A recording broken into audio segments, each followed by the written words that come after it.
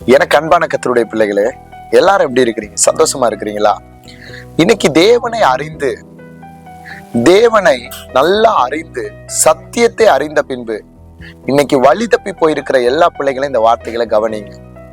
இன்னைக்கு தேவனை அறிந்ததுக்கு அப்புறம் வழி தப்பி போறது என்ன அப்படின்னா, சத்தியத்தை மனப்பூர்வமாய் அறிந்து நீங்க ஒருவேளை ஆலயத்துக்கு போயிருக்கலாம், ஒருவேளை நீங்க என்ன செஞ்சிருக்கலாம், தேவனோட ஆரம்ப நாட்கள்ல நீங்க உறவுல இருந்திருக்கலாம். ஆனா இன்னைக்கு ஆண்டவருக்கும் உங்களுக்குமான உறவு முறிஞ்சிருக்கலாம். ஆலயத்துக்கு போகாதபடி, தேவனை தேடாதபடி, இன்னைக்கு பாவத்துல சிக்கி கர்த்தர் என்ன கைவிட்டாரா, கர்த்தர் என்ன மறந்துட்டாரா, இந்த பாவத்துல இருந்து எப்படி நான் ஜெயிக்கிறது, இந்த பாவத்தை விட்டு எப்படி நான் வெளியே வர்றது அப்படின்னு பல கேள்விகளோட பல குழப்பத்தோட இருக்கிற பிள்ளைகள் இந்த வார்த்தையை கவனிங்க. கர்த்தர் உங்களை ஒருபோதும் மறக்கிறது இல்ல. நாம தான் கர்த்தரை விட்டு ரொம்ப தூரமா இருக்கிறோம்.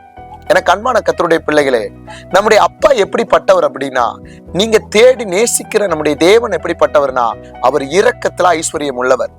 ஆனால் துணிகரமாய் பாவம் செய்திருப்பீர்களானால் நீங்க மனங்கசந்து அழுது ஒப்புரவாகும் வரைக்கும் உங்களுடைய பாவம் அப்படியே தான் வச்சிருப்பாரு. பாஸ்டர், நான் இந்த பாவத்துக்காக ரொம்ப நாளா அழுகிறேன், ஆனா இந்த பாவம் மன்னிக்கப்பட்ட மாதிரியே தெரியல. உங்களுக்கு நல்லா கவனிங்க, பாவம் மன்னிக்கப்பட்டது எப்படி தெரியும் அப்படின்னா, உங்க சரீரத்தை அதை ஃபீல்னஸ் பண்ணுவீங்க. அந்த ஆவியானவர் உங்களுக்குள்ள வர்றதை ஃபீல்னஸ் பண்ணுவீங்க. நீங்க துணிகரமான பாவம் செய்து, அக்கிரமம் செய்து, மீறுதல் செய்து நீங்க தேவ சமூகத்துல வந்தா உங்க இருதயம் கல்லா இருக்கும் பாருங்க. உங்க சிந்தை மண்டலம் கட்டப்பட்டிருக்கும். நீங்க ஜெபிப்பீங்க, துதிப்பீங்க, ஆனா இந்த இருதயத்துல ஒரு சமாதானம் இருக்காது, ஒரு பீஸ் இருக்காது. அப்படின்னா ஒரு சமாதானம் இல்லாதபடி, ஒரு தடுமாற்றம். இவ்வளவு நேரம் ஜெபிச்சு கூட எனக்கு ஒரு விடுதலை இல்லையேன்னா உங்க பாவம் மன்னிக்கப்படல. ஆனா நீங்க உங்க பாவம் மன்னிக்கப்படணும்னா நீங்க தொடர்ந்து அழுகிற பிள்ளைகளா இருக்கணும். தொடர்ந்து தேவ சமூகத்துல என்ன செய்யணும்? கண்ணீர் வடிக்கணும். ஆனா நம்ம இங்க கண்ணீர் வடிக்காம, இங்க தொடர்ந்து அழாம, நம்ம ஏதோ கடமைக்கு ஜோமன்னா உங்க பாவம் கடைசி வரையும் பெண்டிங்ல தான் இருக்கும். இன்னைக்கு ஒரு பொருள் நீங்க வாங்கிட்டீங்கன்னா அந்த பணம் கட்டாடி பெண்டிங்லயே வச்சு இன்னைக்கு உலகத்தை எத்தனை இன்ட்ரெஸ்ட் போடுறான், அதே சாபம் தான். ஆனா உங்க பாவம் மன்னிக்காட்டி அப்ப அந்த பாவம் அப்படியே பெருகி பெருகி பெருகி கடைசியில அதுதான் உங்களை தேவனுடைய அன்புல இருந்து பிரிக்குது. ஆனா கர்த்தர் அழகா இப்படிப்பட்ட பிள்ளைகளுக்கு ஒரு வார்த்தை சொல்றாரு. ஓசியாக்கள் எழுதின தீர்க்கதரிசன புஸ்தகம் 13வது அதிகாரம் 9வது வசனம். இஸ்ரவேலே, நீ உனக்கு கேடுண்டாக்கி கொண்டாய், ஆனாலும் என்னிடத்தில் உனக்கு சகாயம் உண்டு. கேடுன்னா என்ன? துணிகரமான பாவம். நீங்க செய்த பாவத்தினாலதான் இந்த சாபத்தை சுமக்கிறீங்க. இன்னைக்கு வியாதியில, இன்னைக்கு ஒருவேளை படுத்த படுக்கையாய், இன்னைக்கு வாழ்க்கையில ஒரு விருத்தி இல்லாதபடி, வாழ்க்கையில ஒரு சமாதானம் இல்லாதபடி ஏன் இருக்கிறீங்கன்னா, இன்னைக்கு நீங்க பாவத்தை செய்து அந்த பாவம் மன்னிக்கப்படல. ஆனா நீங்க சபைக்கு போறீங்க, எல்லா இடத்துலயும் செய்றீங்க, உங்களுக்கு அந்த ஃபீல்னஸ் இருதயத்துல என்ன செய்ய முடியல, உணர முடியல. அதான் சில பாவங்கள் நம்ம உபவாசம் போட்டு 7 நாள், 21 நாள், 40 நாள், 3 நாள் பாருங்க ஆண்டுடைய சமூகத்துல கண்ணீரோட அழணும். சில பாவங்கள் நீங்க உடைக்கப்பட்டு இந்த இருதயத்துல சமாதானத்தோட கர்த்தரை கூப்பிட்டா கர்த்தர் மன்னிச்சிருவாரு. ஆனா எந்த பாவம் மன்னிக்கப்படுறதுக்கு கர்த்தர் முதல்ல உங்களோட பேசுறது எப்படின்னா, அதே ஓசியா 14:1-2 சொல்லுது. இஸ்ரவேலே, உன் தேவனாகிய கர்த்தரிடத்தில் திரும்பு, நீ உன் அக்கிரமத்தில் விழுந்தாய், வார்த்தைகளை கொண்டு கர்த்தரிடத்தில் திரும்புங்கள். நல்லா கவனிங்க, என்னத்தை கொண்டு திரும்புங்கவா? வார்த்தைகளை கொண்டு. நல்லா கவனிங்க, திரும்புங்கள். பாருங்க, தேவரீர் எல்லா அக்கிரமத்தையும் நீக்கி எங்களை தயவாய் அங்கீகரித்தரலும், அப்பொழுது நாங்கள் எங்கள் உதடுகளின் காளைகளை செலுத்துவோம். தேவரீரை நோக்கி எல்லா அக்கிரமத்தையும், எல்லா பாவத்தையும். அப்ப நீங்க மனங்கசந்து அழணும். பேதுரு மனங்கசந்து அழுதாருல, அன்னாள் மனங்கசந்து அழுதாங்கல்ல. நீங்க என்னைக்காவது தேவ சமூகத்துல அழுது இருக்கிறீங்களா? ஒரு உலக அன்பு, மற்ற அன்புக்காக எவ்வளவு அழுகிறீங்க? ஒருவேளை உங்க கணவனோ மனைவியோ தூரத்துல பிரிஞ்சிருந்தா எவ்வளவு கண்ணீர் வருது? அதை விட கண்ணீர் என் கர்த்தருடைய சமூகத்துல உங்க கண்கள்ல வரணும். அதான் ஆண்டவர் ஒரு வாய்ப்பு கொடுக்கிறார். சொல்றாரு பாருங்க, இன்னொரு வசனம் கூட எரேமியா 36:3 சொல்லுது.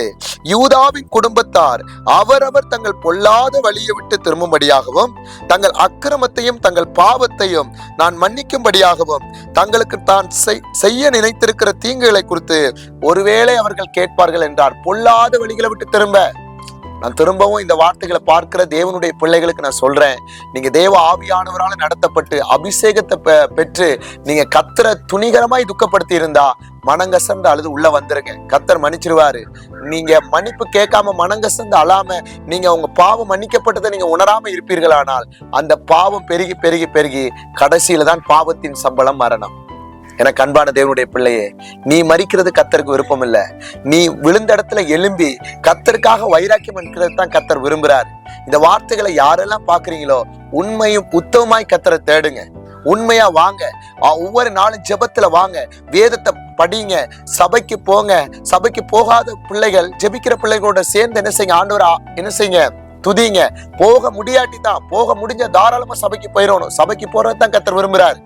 அதனால வார்த்தையை கொண்டு இன்னைக்கு திரும்புங்க, அவருடைய வசனத்தை கொண்டு திரும்புங்க. உங்க பாவத்தை மன்னிப்பு கேட்டு மனங்கசந்து அழுங்க, ஒப்புரவாகுங்க. இருதயத்தினுடைய கட்டு நீங்க அழுது ஜெபிக்க ஜெபிக்க உங்க பாவத்தை கர்த்தர் நினைவுக்கு கொண்டு வருவார். ஆவியானவர் நினைவுக்கு கொண்டு வருவார். அதை அறிக்கையிடுங்க. முதல்ல பாவத்தை அறிக்கையிடுங்க. டைரியில உங்க பாவத்தை எழுதி ஜெபம் பண்ணுங்க.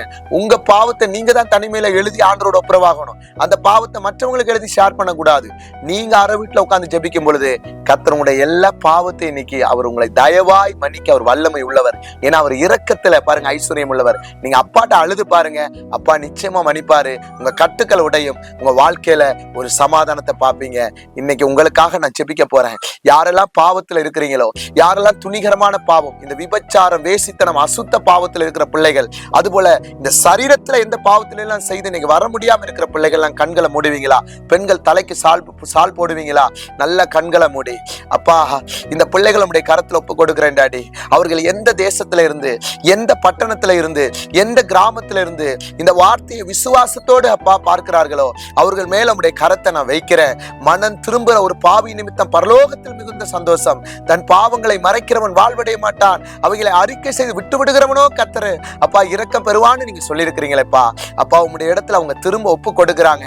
யாரெல்லாம் இந்த இடத்துல ஒப்பு கொடுத்து அப்பா யாரெல்லாம் தயவா உங்களுடைய சமூகத்துல கெஞ்சுறாங்களோ நீங்க இரக்கம் பாராட்டுங்க, தயவு பாராட்டுங்க, விழுந்த இடத்துல தூக்கி நிறுத்துங்க, பரிசுத்தப்படுத்துங்க.